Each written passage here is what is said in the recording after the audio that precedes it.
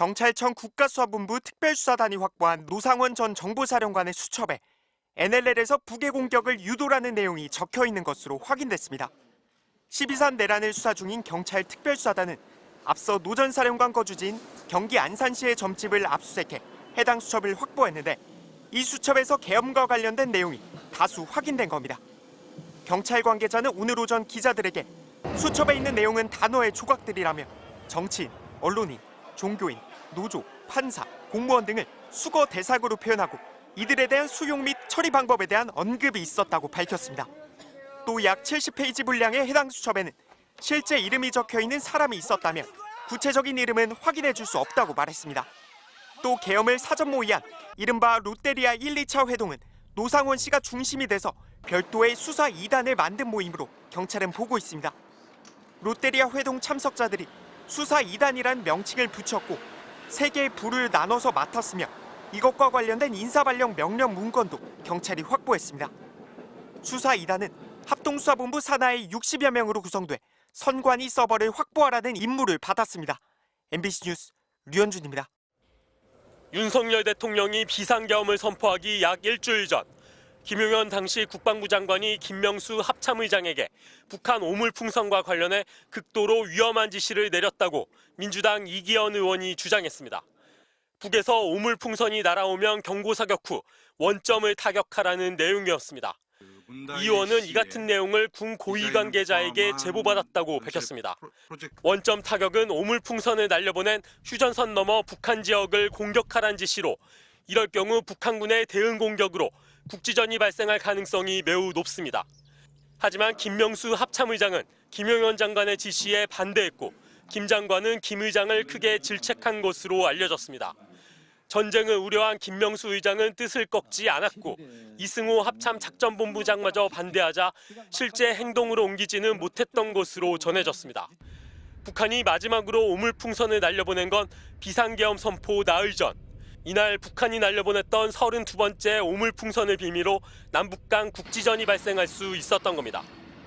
이 의원의 주장에 대해 합참은 우리 군은 북한군에게 선을 넘을 경우 군사적 조치를 실시한다고 사전 경고한 바 있다는 원론적인 입장만을 밝혔습니다.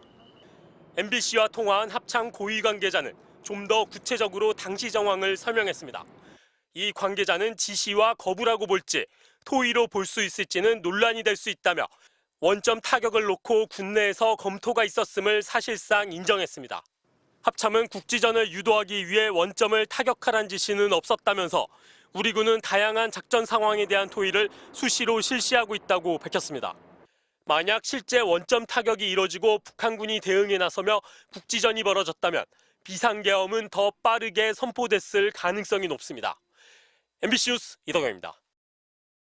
지난 10월 11일 저녁 북한은 대한민국이 평양에 무인기를 침투시켜 전단을 살포했다며 모든 공격력을 사용해 보복 행동에 나설 수 있다고 위협했습니다.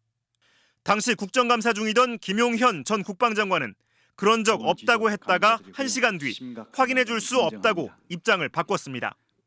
그런 적이 없기 때문에 저희들이 상황을 지금 아직까지 상황을 지금 파악을 못 해가지고 확인해 보겠습니다.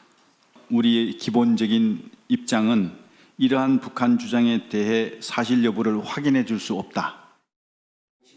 오늘 국회 국방위 민주당 김병주 의원은 지난 8일 드론 작전 사령부의 컨테이너 한 곳에 불이 났다는 제보가 있다며 평양 무인기 사건에 대한 증거인멸 시도라고 주장했습니다.